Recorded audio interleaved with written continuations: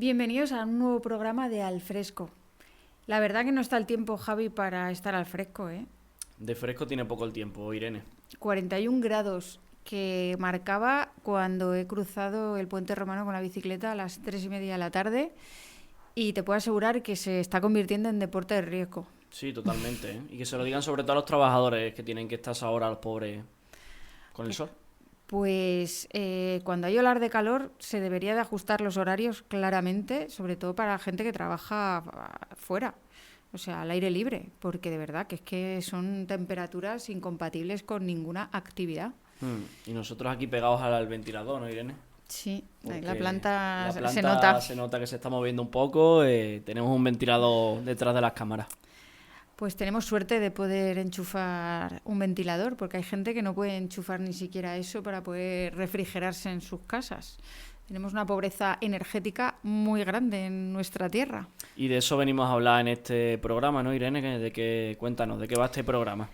Pues este programa vamos a hablar de energía, vamos a hablar de la energía que produce el modelo del oligopolio, de las grandes empresas multinacionales. Y bueno, vamos a tener a una invitada excepcional, como todos, pero una invitada que lleva mucho tiempo en Extremadura trabajando porque el modelo energético sea un modelo justo y distribuido y sobre todo esté en manos de la ciudadanía. Así que yo creo que va a ser un programa. De hecho ya lo está haciendo.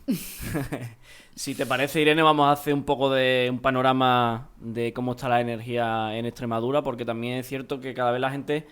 Yo noto que está sensibilizada con el tema de que mucha energía producimos aquí, pero poco beneficio tenemos los y las extremeñas, ¿no? Es que es una realidad. Somos un paraíso energético, como dijo alguna vez Fernández Vara, y como nos han dicho también desde Europa, pero solo para algunos, porque aquí seguimos pagando la luz, igual que otros territorios que no producen nada, y seguimos teniendo unas altas tasas de pobreza energética. Pero eso sí, producimos energía para dar y tomar. De hecho, producimos el 11% a nivel nacional de lo que se produce, lo produce Extremadura. Un 7% hay que decir lo que lo hace la central nuclear de esos dos que... Se me ha ido la palabra. Reactores, perdón. Los dos reactores que tiene Almaraz. De hecho, de eso hablaremos ahora también de Almaraz, ¿no? El otro 4% viene del resto de energías que tenemos, ¿no? Que está cada vez creciendo más la energía fotovoltaica, pero es que, por ejemplo, si miramos en perspectiva a hace 10 años, por ejemplo, de lo que producía Extremadura, que producía en torno a unos 20.000 gigavatios hora, ahora mismo está produciendo casi 30.000, o sea que ha aumentado muchísimo lo que se produce, un 50% en solo 10 años, pero la factura de la luz sigue siendo la misma. Hay que decir que dentro de la energía que se produce en Extremadura, el 55% de la nuclear, el 31% de la fotovoltaica, o sea que todavía está descompensado, aunque aumenta cada vez más el porcentaje de la fotovoltaica. Y que hay que decirle también a la gente que solo con lo que producimos en fotovoltaica ya cubrimos el 150% de lo que Extremadura consume, o sea que estamos regalando ya el 50%, ya se supone que deberíamos de tener soberanía energética de lo que aquí en Extremadura tenemos, ya podemos consumir solo con la fotovoltaica. O sea que si seguimos construyendo fotovoltaica, que no nos vendan que es para consumir en Extremadura. No, eso está claro. Soberanía energética, a ver, soberanía energética cuando tenemos pueblos que no pueden poner empresas porque no tienen suficiente potencia y no se puede ampliar. Soberanía energética cuando la energía está en manos de empresas como Iberdrola, Endesa y Naturgy, que tributan fuera de Extremadura y con lo cual dejan sus beneficios fuera de aquí. Y soberanía energética cuando lo que hacen básicamente pues es acaparar las tierras con las fotovoltaicas, secar nuestros pantanos cuando más lo necesitamos para hacer energía barata con las hidroeléctricas y bueno, mantener una nuclear agonizante, porque es la nuclear más vieja, más obsoleta de todo el país, pues aún activa. O sea que esa soberanía energética hay que cogerlo con pinzas, porque soberanos no somos. No somos soberanos cuando, por ejemplo, hay el 17% de las familias, según los datos de los últimos años, que no podían correctamente adecuar la temperatura de su hogar. O sea, ¿qué significa? Que en invierno no pueden poner calefacción y en verano no pueden poner el aire acondicionado. Por lo tanto, ahí hay un problema de soberanía, ¿no? Yo creo que, viendo que ya producimos tanta energía, no entiendo estas voces que se están alzando ahora en contra de cerrar ya de una vez por todas la nuclear, que no olvidemos que por mucho que diga Europa que es una energía verde, produce residuos radioactivos que duran miles de años activos y que necesitan un mantenimiento muy importante para que no haya contaminaciones y no lo suceda lo que ha sucedido ya en Chernóbil, en Fukushima y en otros sitios donde ha habido desastres radioactivos de enormes impactos. Sí, cuando está ese tipo de posturas que sobre todo ahora está defendiendo la derecha y el PSOE también lo lleva defendiendo toda la vida, ¿no? De que tenemos que prorrogar la vida útil cuando la vida útil se cumplió ya los 40 años en 2021. Entonces ya han pasado ya 3 años de más llevamos. Y lo cierto es que lo que está ocurriendo ahora es que esa central nuclear que está en manos de multinacionales como Endesa o Iberdrola, sobre todo Endesa es la que mayor parte del pastel tiene, una empresa que en su mayoría es de capital italiano, o sea que ni siquiera los beneficios se quedan en España. No olvidemos que además parte de ese capital es una empresa pública, que aquí cada vez que decimos de crear una empresa pública a muchos les sale como sarpullido, como si estuviéramos diciendo algo súper bolivariano. Y vamos, que yo sepa, Italia ahora mismo de bolivariano poco, pero tiene una empresa pública que se está haciendo de oro con Almaraz. Claro, el dinero que de los beneficios que obtiene de esa central nuclear está yendo a Italia y está yendo en vía de impuestos Iberdrola, donde tributa en el País Vasco. Aquí en Extremadura no lo hace. Y lo que te comentaba Irene, de que al final ¿a quién beneficia seguir aumentando eso? Estuve leyendo, por ejemplo, que uno de los máximos accionistas de Iberdrola, no, era de Endesa, decía que no quería seguir o sea, que ellos respetaban que ahora se cerrara la central nuclear en los plazos que está del primer reactor en 2027, 2028 el segundo, porque ya había llegado a ese acuerdo a finales de la década pasada. Pero decía que bueno, que si al final había una compensación, podrían seguir aumentando esa vida útil. Si se lo regalan, lo que significa es que no es por el tema económico, de que si le damos dinero ellos, claro. Claro, si se los regalan, si les bajan, les quitan los impuestos, o es el Estado quien se encarga de poner a punto de nuevo la nuclear con todas las actualizaciones que haya que hacer, pues entonces, claro, les sale muy a cuenta. Pero es que nos sale a cuenta a los demás seguir manteniendo una central nuclear que es un peligro y que además seguimos aumentando los residuos nucleares, que parece como que prorrogar la vida útil de Almaraz no tiene ningún efecto, pero tiene un efecto claro y evidente, es que hay que aumentar ese cementerio que ya está colmatado. Vamos a ser un cementerio nuclear, Extremadura, queramos o no, pero ampliarlo aún más. Yo creo que no es de recibo y que hay que cerrar ya esta etapa de la historia donde empezamos a apostar por la energía nuclear sin darnos cuenta de que estábamos poniendo en claro riesgo nuestra seguridad y las de las generaciones que vienen. Cuando se habla de Almaraz hay muchos discursos muy falsos, desde la soberanía energética y decir que, pues que ponemos en peligro la soberanía energética, cuando los dueños de Almaraz no es el Estado, ni siquiera es la comunidad autónoma. Son 3 empresas multinacionales, algunas de ellas con fondos extranjeros que tributan muy lejos de aquí, ¿no? Y que deciden ellas sobre Almaraz. Pero luego también está el tema del empleo, Javi. ¿Cuántas veces nos han dicho que es que va a ser una catástrofe para Campo Arañuelo? ¿Nos preocupa el empleo? Por supuesto. Pero este cierre de Almaraz no es algo que de repente haya caído del cielo y que nos digan de un día para otro se cierra Almaraz. Es un cierre planificado que debería haber tenido ya un proceso desde hace muchos años de reconversión para que la gente que esté trabajando en Almaraz pues no se quede colgada y no se quede en la cuneta, pero también es cierto que Almaraz va a seguir funcionando aún muchos años, porque además en el proceso de desmantelamiento se va a necesitar a mucha gente. Con lo cual, yo creo que también hay que desmontar ese tema de que el empleo es tan importante. Además, que las cifras que dan de empleo nunca son las reales. Sí, además detrás de esto, hablando del empleo, hay ese problema de que al final hay posturas contradictorias. Ahora estamos viendo en el Partido Socialista, como por un lado las diputaciones firman a favor de que Almaraz se prorrogue y no se cierre, y por otro lado vemos ya a miembros del Partido Socialista en Extremadura desde dentro, que igual no tienen un perfil tan principal como Gallardo, por ejemplo, tiene, empezar a decir que bueno, que lo que hace el gobierno a nivel nacional está bien, y empiezan a comprar cierto discurso de que no queda otra y que lo que hay que hacer es buscar una alternativa, cuando hasta hace muy pocos meses estaban negando ese tipo de discursos. Ahora mismo por un lado estamos viendo como Gallardo incluso el otro día le echaba a Guardiola las culpas de que no había hablado con las empresas para que al final decidieran prorrogar la vida útil de la central nuclear, cuando eso en realidad la Junta poco tiene que decir ahí, ¿no? Porque al final no tiene que convencer a nadie la Junta, la empresa X o B, si ve que es rentable seguirá, si no, no seguirá, y también atendiendo a un marco legislativo, ¿no? Todos mienten, sinceramente, porque tanto el Partido Socialista dice una cosa y la contraria, y como el Partido Popular, se va la señora Guardiola a Bruselas a pedir que no se cierre Almaraz. ¿Pero qué le importará a Bruselas si se cierra o no se cierra Almaraz? Señora Guardiola, que esto es una decisión del país. Luego habla de soberanía energética. ¿Y qué quiere? ¿Que Europa nos diga aquí si tenemos que cerrar las nucleares? No puede haber, más intromisión por parte de... Que yo creo que es una cuestión que están utilizando de manera partidista, totalmente, y con un politiqueo, porque Almaraz se tiene que cerrar. No, estamos produciendo ya muchísima energía renovable. Las nucleares son cosa del pasado. El Frente Popular francés, una de las cuestiones que ha planteado en sus X primeros días de ese acuerdo al que han llegado in extremis para presentarse a las elecciones, ha sido cerrar las nucleares en Francia. Y tiene que ver también con la economía. Es que ya no son rentables. Aparte que el uranio no cae del cielo. El uranio se extrae con minas radiactivas que tienen altísimos impactos. Por eso se ha prohibido la minería radiactiva en España.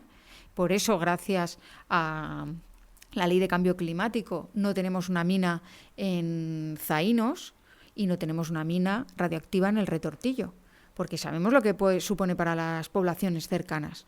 Pero el uranio ahora mismo se está trayendo de Rusia. Entonces, esta gente, los de Vox, que hablan tanto de la soberanía energética y de Almaraz, ¿pero qué soberanía energética si el uranio lo traes de Rusia? Es que a mí me pone muy nerviosa cuando se pervierten de esta manera los términos, ¿no? Sí, y además también detrás de todo esto hay que el Partido Popular yo creo que también está nervioso, y el Partido Socialista, de perder cierta red clientelar a la hora de contratar a gente temporal para la central nuclear, porque recordemos, la última vez que entraron a trabajar de forma temporal, cuando la central necesitan ciertos periodos, fueron 1.200 personas, y eso fue a través de la web del Ayuntamiento de Navalmoral de la Mata. O sea que es el propio ayuntamiento quien recibe al final la gente que está parada, los currículum, y quien decide, cuando eso es algo bastante inusual, poco ético, ¿no? Porque eso quien lo hace al final son las oficinas de empleo en un ayuntamiento, ¿no? Por lo tanto, igual ahí se empieza a romper ya una red clientelar de poder a la gente asegurarle sí, un puesto de trabajo. Pues... Pero hay alternativas, ¿no, Irene? Yo creo, Javi, que estamos de enhorabuena, que se estén dando pasos ya decididos para cerrar Almaraz, que lo veamos más pronto que tarde, y que, bueno, que sí que haya ese proceso de reconversión y que haya oportunidades para la gente que trabaja en Almaraz para reciclarse en otros empleos, pero que no necesitamos Almaraz y que es un peligro evidente. Pero eso además... lo entendieron, perdón Irene, los italianos en 2011 que hicieron un referéndum y prohibieron las nucleares. La mayoría votó en contra de que en Italia hubiera nucleares. Por algo será. Pues yo creo que es importante hablar de otros modelos de energía, ¿no? No tenemos que pensar que la energía solo la pueden producir estas grandes multinacionales, sino que nosotros como ciudadanos también tenemos derecho y posibilidades de producir nuestra propia energía. Por eso creo que tenemos que darle paso a Yolanda, a nuestra próxima invitada. Creo que es una entrevista muy interesante, y si estáis interesados en ser dueños de vuestra propia energía, tenéis que escucharla.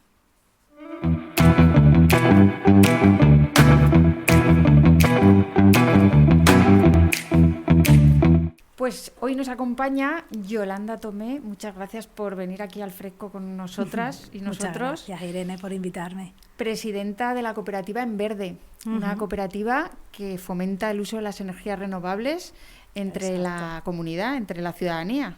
Cuéntanos un poco de En Verde, ¿qué es y cómo llegasteis a la idea de que había que montar una cooperativa? Pues como bien has dicho, En Verde es una entidad que tiene forma de cooperativa, en la que nos hemos unido a personas de diferentes sitios de Extremadura, y que nos unía quizá un nexo común, que era el que veíamos que las reglas del sector energético que rigen en nuestro país pues son casi indecentes, diría yo. Y nosotros queríamos proponer pues, en Extremadura o impulsar ese otro modelo energético en el que la energía está en manos de la ciudadanía. Por eso en Verde siempre decimos que a pesar de que la ley de cooperativas de Extremadura no nos permite decir que somos sin ánimo de lucro, sí que es una entidad sin ánimo de lucro. Todas las personas que lo conformamos no trabajamos en el sector energético, sino que simplemente somos consumidoras de energía renovable. Y ese era nuestro fin inicial, que era la promoción de la energía renovable.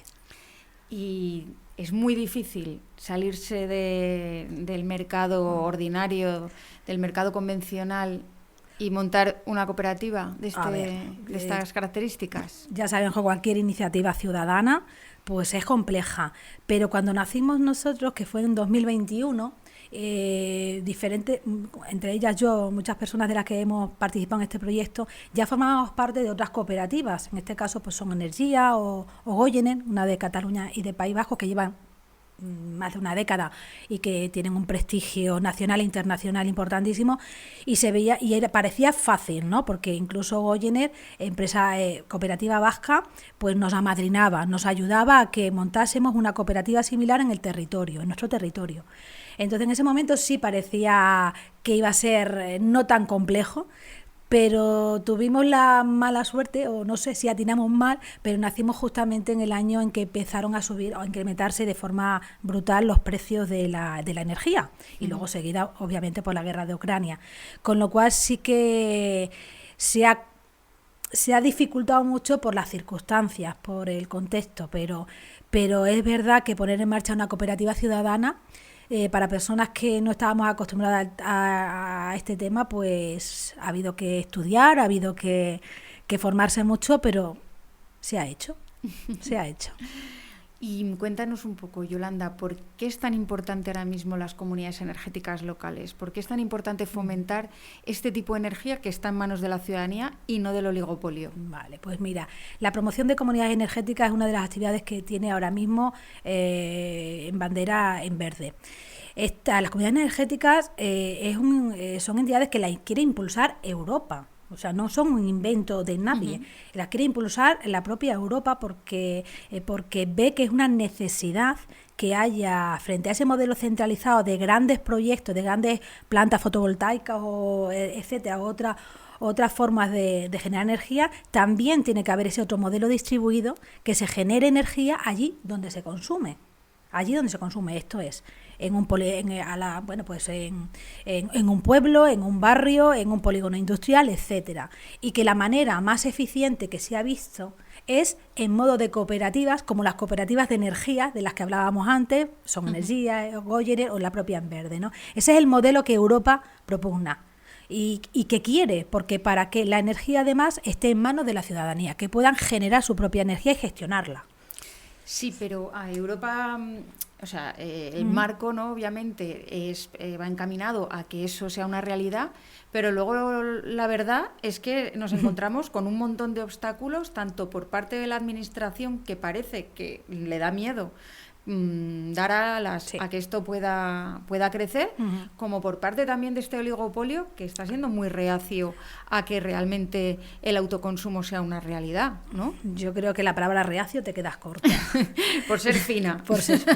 A ver, la directiva europea está clara, pero el problema que tenemos, y además viene mucho dinero de los Next Generation, ha venido mucho dinero para promocionar comunidad energética. ¿Qué nos ha pasado en nuestro país? Porque nos hemos topado con lo que nos hemos topado, con el oligopolio. Es cierto, aquí no se ha traspuesto todavía esa directiva, está en fase borrador, que debería de salir en los próximos meses, cuando ya la directiva europea va a cambiar, o ha cambiado, discúlpame, ha cambiado. O sea que vamos, pero bueno, vamos en la cola. Y detrás de todo esto se ve la mano del oligopolio claramente, porque no son entidades que vayan a hacer mucha pupa, pero se ve que es el inicio de un camino a recorrer y que es imparable. Es imparable, pero lo están obstaculizando, claramente. Es tan injusto, Yolanda, que aquí en Extremadura, que el oligopolio se está haciendo de oro. Se ha hecho de oro, como decía el Club Senior, ¿no? El Club Senior habla de las 3 colonizaciones energéticas que empezaron con las hidroeléctricas, con esos pantanos que arrasaron. El otro día en el podcast hablábamos con Pedro Prieto y nos hablaba precisamente de la vivencia de su propia familia, que tuvo que irse de su pueblo porque inundaron el pueblo para hacer el pantano de Valdecañas. Después se han hecho de oro con Almaraz. Claro. Ahora con las fotovoltaicas que están pues utilizando tierras fértiles, talando olivos centenarios, encinas y alicatando Extremadura. Y no es suficiente, o sea, son capaces de boicotear en Extremadura comunidades energéticas. El otro día hablaba con una persona que trabaja también en estos temas y decía que para un banco, para una caja, bueno, no voy a decir el nombre del banco, llevaban más de un año esperando que les dieran la conexión Endesa. Sí, sí. O sea, así de sencillo es. La administración autonómica no podría decir, bueno, si vosotros estáis actuando así, pues nosotros vamos a empezar a actuar de otra manera, ¿no? Exacto. Lo que hemos visto siempre en la administración, bueno, pues no sabemos por qué, busquemos las causas X, pero hay una connivencia total con el oligopolio. Lo hemos más de una vez, se le ha comunicado que el único problema que tenemos ahora mismo en las comunidades energéticas es la gestión de las conexiones, que nos las tiene que certificar en la provincia de Badajoz, Endesa, y en la provincia de Cáceres, Iberdrola. Y hacen de una espera que debiera de ser entre 2 meses, 3 meses, en algunos casos, fuera de Extremadura, ya hemos visto en otros proyectos, casi 1 año o año y medio. Eso es poner obstáculos claramente, porque entendemos que estos proyectos es ciudadanía, no hay empresas detrás, somos ciudadanía que tiene que aprender a hacer cosas, aprender a gestionar, y no vemos que haya un apoyo absoluto, todo lo contrario. Y en ese sentido, pues yo creo que el oligopolio tiene cierto miedo a que esto se inicie, porque va a ir increciendo, está claramente, hasta que haya un gobierno que tenga la suficiente valentía como para decir hasta aquí hemos llegado. Estos son proyectos que pueden convivir, porque seamos realistas, el modelo centralizado va a tener que convivir, o sea, energía pues para las capitales pues se va a necesitar, con el autoconsumo colectivo pues es una parte importante, pero los grandes proyectos van a tener que convivir, por lo menos por ahora. Ojalá que a futuro sea de otra fórmula, pero hay que convivir. Pero obviamente el oligopolio se debe a inversores, no se conforman con ganar lo mismo, sino ir incrementando, ¿no? Es una avidez y una avaricia. Exactamente. Pero tampoco existe un equilibrio, porque esa existencia, esa convivencia no es solo hay que ver nuestras carreteras, los grandes proyectos fotovoltaicos que se hacen en poco tiempo, es verdad requieren su gestión, roja que la alfombra roja, y en Extremadura ahora mismo, si no me equivoco, bueno, pues está en marcha, es Mérida la única que creo por ahora que está ya generando energía, una parte de la comunidad energética, las otras van un poquito más retrasadas, y proyectos pues sí que los hay, estamos hablando de una veintena y demás, muy pocos con respecto a otras comunidades, claro, en las que del norte, por ejemplo, País Vasco, que ya nos comentaba una compañera de País Vasco que ya hay menos pueblos sin comunidad energética que con comunidad energética, cuando aquí en Extremadura pues obviamente todavía somos un poco el inicio de, ¿no? Sí. Ya no es como hace 1 año, que cuando hablamos de comunidad energética nos miraban con una cara como diciendo esto es una empresa que nos viene a estafar, pero ya no, ya se conoce. Y eso también está sucediendo. Total. Que está habiendo, yo creo, una confusión en qué es una comunidad energética, y llega Iberdrola y le dice al ayuntamiento de turno que le va a poner una comunidad energética. Solar, una comunidad solar. Eso, no le llaman energética, le llaman comunidad solar. No pueden llamarle comunidad energética, claro, pero sí que juega esto, porque es importante, porque luego vemos a alcaldes que sacan pecho diciendo, no, nosotros tenemos una comunidad local. No, tú no tienes una comunidad energética local. Tú lo que tienes es que le has regalado a Iberdrola de nuevo le has dejado tus tejados. A ver, una comunidad energética se define, y esto es la máxima de la comunidad energética, porque las instalaciones o la actividad que genera esa comunidad energética es propiedad de la ciudadanía, de las personas socias de esa comunidad energética. En cuanto esa instalación o la actividad que sea propiedad de una empresa, eso no es una comunidad energética, es otra cosa. Oye, que está ahí, que el alcalde de turno cede, pues a lo mejor es por ignorancia o a lo mejor es por intereses, lo que sea, pero no es una comunidad energética, y esto la gente tiene que saberlo, porque al final llegan a la gente diciendo no tienes que hacer inversiones, no tienes que poner nada de placas, etcétera, y te vamos a dar la energía más barata. Pero bueno, eso no deja de ser una letra pequeña, porque hoy la energía está baratísima. Claro. Si alguien ha firmado por 7 céntimos, pues a lo mejor incluso está pagando más. Entonces, no, la comunidad energética se define porque la persona socia es propietaria de esa, o de parte de esa generación, de esa instalación. Con lo cual, en 2, 4 años o lo que sea, una vez amortizado, tiene energía, si es fotovoltaica, en horas solares, a cero. A cero. Y te iba a preguntar otra cuestión también, y es, si una familia quiere formar parte de una comunidad energética local, ¿qué tiene que hacer? Porque mucha gente se piensa que si no tiene tejado donde poner las placas, no puede, y no tiene nada que ver. Nada que ver.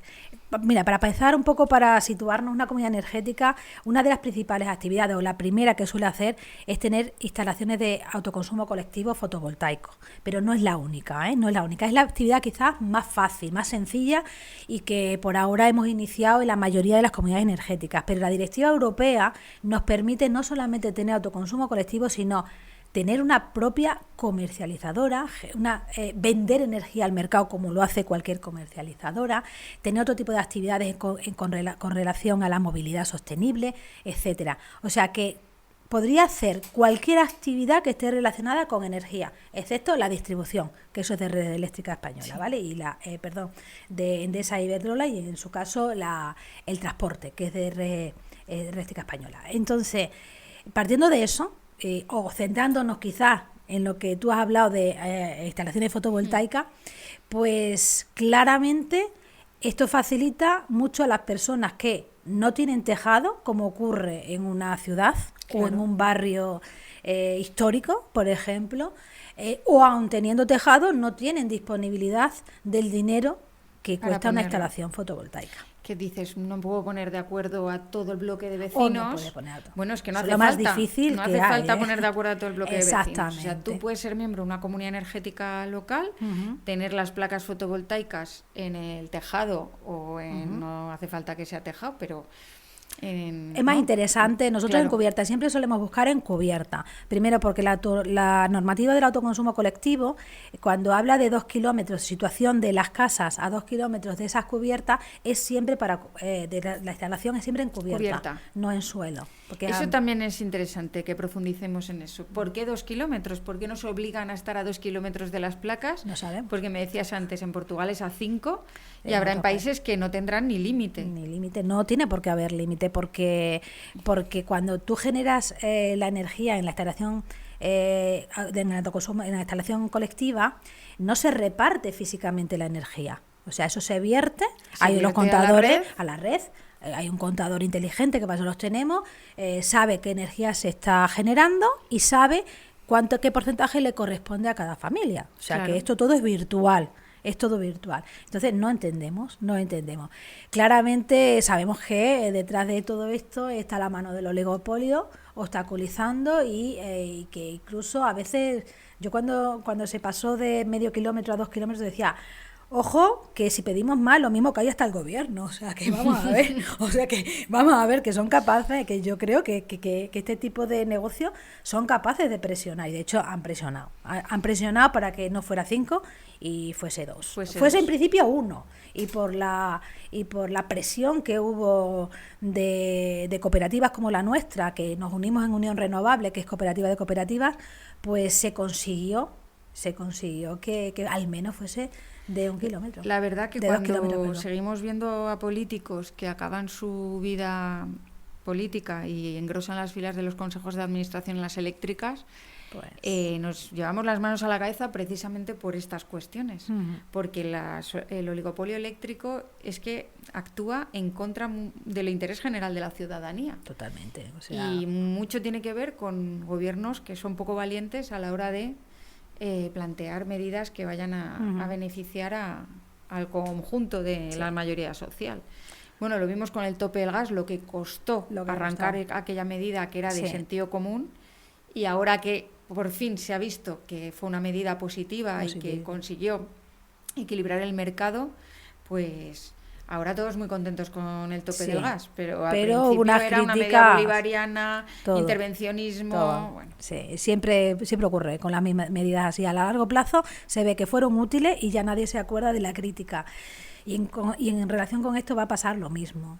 Gobierno valiente que dé un paso y diga, en vez de 2 kilómetros, 5, 10 o ningún kilómetro, que no nos pongan más pegas de las que hay, y que gobierno valiente que obligue a las distribuidoras a ser transparentes. A conectar en un periodo de tiempo X, ¿no? Claro, O sea, y es si que no, incluso un año. incluso las administraciones y sobre todo facilitar la gestión. Se ha regulado y se ha hecho una normativa nueva que mejora lo anterior. O sea, siguen así, ¿no? Y bueno, y nosotros desde En Verde, porque para eso nos hemos formado y tenemos redes, tentáculos por toda España, pues conseguimos una estrategia que en principio con la primera instalación de Mérida nos fue fantástica. En 4 meses las teníamos conectadísimas, los pillamos probablemente de improviso y no cometimos ningún error, nada y demás. Ahora con las otras instalaciones sí que nos están poniendo muchas pegas y pidiéndonos cosas que con la primera instalación no nos la pedían. Como no hay una exigencia por parte de las administraciones de que las gestiones tienen que ser de una manera, Iberdrola la hace de una manera, Endesa la hace de otra y a su ritmo y depende de, pues así estamos. Que aunque el oligopolio ponga palos en las ruedas y no haga más que obstaculizarlo, esto no quiere decir que la gente no se tenga que lanzar. Para nada, al revés. Porque no solo es más rentable, sí, sino que tiene muchos beneficios. Estamos haciendo dueño historia. De tu propia energía, Estamos ¿no? haciendo historia. Esto no había pasado, ¿no? O sea, desde que se privatizó nuestra Endesa, que, sí. Bueno, pues mucha gente es verdad que nos dice, es que la solución es nacionalizar otra vez. Bueno, sí, podría ser interesantísimo la nacionalización, pero no es contradictorio con el tema de las comunidades energéticas, porque que las personas generemos energía no solamente repercute en el bolsillo de la ciudadanía, sino también es muchísimo más eficiente, genera energía donde se consume, claro. No se pierde en el transporte, ¿no? Exacto. Y además, bueno, pues también no tiene ese impacto que tienen los grandes proyectos, Si ponemos en 3-4 cubiertas que generalmente son públicas, ¿no? Pero también, ¿por qué no privadas? Aquí en Mérida son privadas. Si utilizamos los tejados de grandes naves, pues no tendremos que ver en nuestro paisaje el alicatado que por desgracia estamos viendo. Y que tanto daño está haciendo también a la biodiversidad. Totalmente. Que al final no somos conscientes, pero hay muchos seres vivos que cuando encuentran estas mareas de placas fotovoltaicas, pues lo pasan muy mal. Mal. Y bueno, entendemos que también hay una cuestión interesantísima y no es por confrontar comunidades autónomas, pero si vemos la generación de energía en todo nuestro país, vemos que Extremadura produce. Somos los reyes. Somos los reyes en producción, sí. Y alguna que otra comunidad que no produce nada. Casualmente. No producen nada, pero consumen nada. todo. Entonces no entendemos cómo teniendo el mismo sol, las mismas montañas, etcétera, aquí tengamos que hacer ese sacrificio de no utilización de territorio, ningún beneficio directo. Exacto. Eso es un poco lo que se le pedía también a las administraciones. Claro, porque alguna compensación de estas grandes plantas fotovoltaicas no puede ser que exclusivamente el beneficio sea el IBI que pagan y el impuesto de actividades industriales. Eso son migajas. Son migajas para lo que tiene que generan. haber un compromiso con el territorio. Además, y con los pueblos donde se sitúan. Además es que está estudiado que aumenta la temperatura. Si son placas que se ponen muy cerca de los municipios, aumenta la temperatura en el municipio. Bueno, y la incomodidad de salir a pasear por tu pueblo. Ya es difícil vivir en un pueblo de Extremadura, cuanto más por temas servicios, etcétera, no por paisaje, por supuesto, más que salir por la puerta de tu casa y que te encuentres que hay pueblos que están rodeados de placas. Había comunidades autónomas en su día, como Baleares, que por normativa obligaba a todas estas instalaciones a dejar un 20% de esa inversión para la ciudadanía que estaba alrededor. Si no se cubría ese 20% con la de la comarca y si no con la de la propia comunidad. ¿Es una medida interesante? Bueno, pues al menos haces que en un proyecto tan rentable, pues al menos la gente que te va a sufrir esas incomodidades, pues tenga la posibilidad de invertir y generar algo. Claro. Que aquí no nos cuesta la electricidad más barata. O sea, no, se paga igual.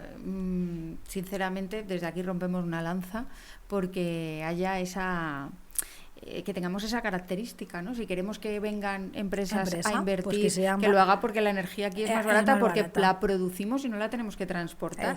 Yo creo que es de cajón de madera de pino. Pero bueno, eso es lo que puede hacer la administración. Tenemos gobernantes que piensan que no, que eso es insolidario. La empresa va siempre a por sus intereses económicos, porque se debe a unos inversores, pero la administración se debe a la ciudadanía. Claro. Y debería estar, como nos impone otra serie de impuestos a los que estamos aquí, pues esa exigencia a esos grandes proyectos. Totalmente.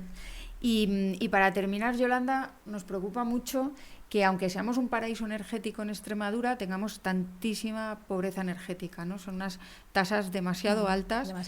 ¿Y las comunidades energéticas podrían ayudar de alguna manera a aliviar la pobreza energética? Pues sí, hay ya experiencias interesantes en las que sí que es cierto que para aliviar esa pobreza energética es muy importante que participen los ayuntamientos en esas comunidades energéticas, cediendo sus cubiertas o incluso teniendo parte de esa producción justamente para distribuir entre las personas vulnerables de sus municipios, y es muy interesante. Hay proyectos interesantísimos en las cubiertas de colegios de barrios vulnerables en las que pues hay un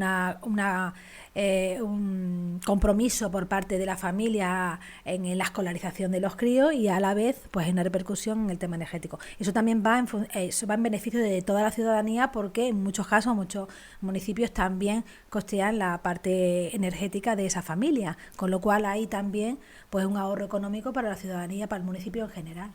Es que hay tantas posibilidades. Muchísimas. Podría ser un elemento dinamizador y muy bonito. Impresionante, ¿no? Hay algún proyecto también muy interesante que nos gusta mucho, que a ver si tenemos el voluntariado suficiente o el músculo suficiente para poner en marcha, que es también en los colegios, pues intentar llevar formación sobre eficiencia energética, pues para que también haya ese ahorro.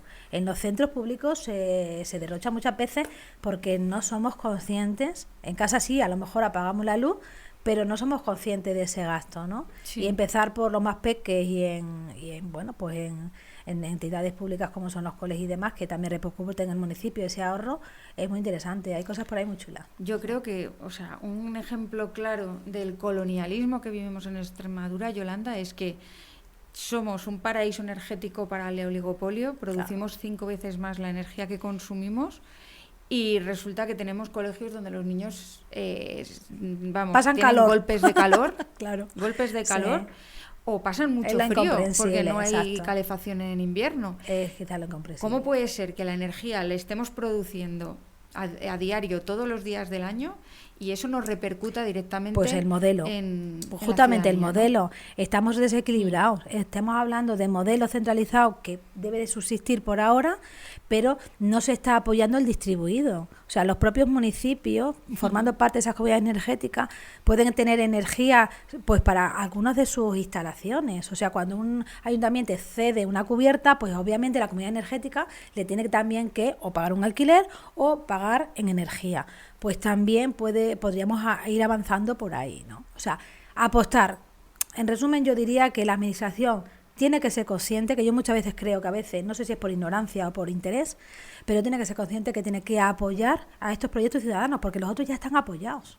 Pues sí. Si tienen muchísimas facilidades. Ya tienen alfombras rojas y puertas abiertas totalmente. Vemos cómo son capaces hasta de sentar en una misma mesa a presidentes y expresidentes de color diferente, ¿no? O sea, tienen capacidad, y nosotras pues no tenemos capacidad ninguna ni de llegar a solicitar cosas. Bueno, el mejor ejemplo fue el del señor Sánchez Galán, el presidente Iberdrola, que vino el día después de las elecciones a Extremadura, el día después, aún no sabíamos si Guardiola sería la presidenta o sería el señor Fernández Vara, todos intuíamos que Vox y PP acabarían aliándose, pero el señor Sánchez Galán vino a decir lo siguiente: ustedes pueden cambiar, pero los que no vamos a cambiar somos las empresas eléctricas que estamos aquí haciendo negocio. O sea, vino a decir, aquí quien manda soy yo.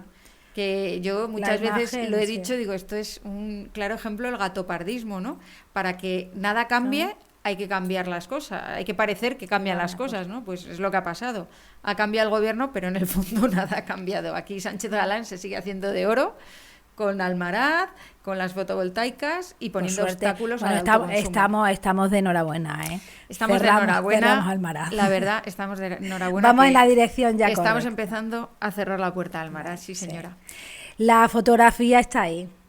Habla por sí sola, no podemos decir más. Habla por sí sola. Ojalá esas fotos se dieran con ciudadanía, con cooperativas, con comunidad energética, que es lo que necesitamos. Ese apoyo de la administración, que de hecho sí que es verdad que diputaciones están apostando por el modelo, también hay que decirlo, ¿no? En la provincia de Cáceres pues se ha apostado un poco por ese modelo y esperemos que sigan apostando por ello. Pues sí. Pues Yolanda, muchísimas gracias. Yo espero que en Verde crezca, se multiplique y bueno, más que crezca, que se multiplique. Que se crezca vamos a empezar con un musculito, poquito a poco, sí. Que a veces las cosas hay que hacerlas poco a poco, pero esperemos que la ciudadanía se dé cuenta que este es el camino y la administración y sigamos creciendo. Pues la gente que nos esté viendo y que tenga ese interés, que se ponga en contacto con En Verde. Bueno, tenemos ya muchos proyectos, ¿eh? Ya, vamos a empezar en Cáceres, aquí en Mérida, hay muchos pueblecicos que estamos ahí y cualquier persona que hay que tener, o sea, que inicie una comunidad energética puede ser una iniciativa pública, pero también puede ser ciudadanía que se una. Claro. Y ahí estamos para ayudar en lo que haga falta. Pues ojalá que dentro de unos años veamos que somos una de las comunidades con mayor número de comunidades energéticas y que tenemos más pueblos con comunidades que sin comunidades. Exacto. Bueno, pues nada, nos despedimos y pasamos a la siguiente sección, que no os voy a decir de qué va porque es que ni lo sé.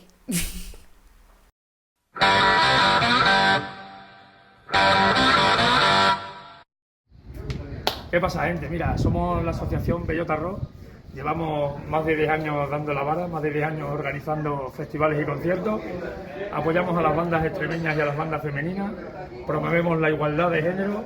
Impulsamos tanto la cultura extremeña como sus productos. Y esta asociación sirve como conexión entre grupos de la comunidad. Y eso, promovemos también la conexión cultural entre diferentes comunidades. Fomentamos todo tipo de actividades, de ocio, culturales, de medio ambiente, lo que haga falta. Y estamos siempre a favor del más débil. Denunciamos las situaciones de injusticia. Y, en fin, que vayas al concierto, que vayas organizado por nosotros, festival, lo que sea, vas a ser bien recibido porque somos una familia y formarás parte de nosotros. Os cuento, mira, tenemos este verano la ruta Belloto Festivalera, que lo vais a gozar, vamos, mira, tenemos del 25 al 28 de julio el Bellota Rock, del 2 al 3 de agosto el Centenera Rock, el 10 de agosto el Raya Rock, el 16 de agosto el Rock in Pino y el 31 de agosto el Grimal Rock. A ver quién llega vivo. ¡Venga!